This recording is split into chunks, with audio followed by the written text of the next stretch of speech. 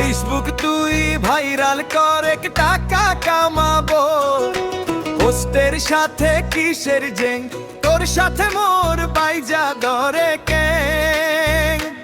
ও তোর মনে কিন্তু আছে অনেক জেং।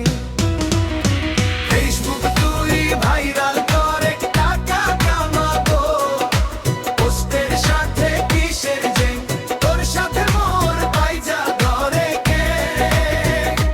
ও তোর মনে কিন্তু আছে অনেক জেং।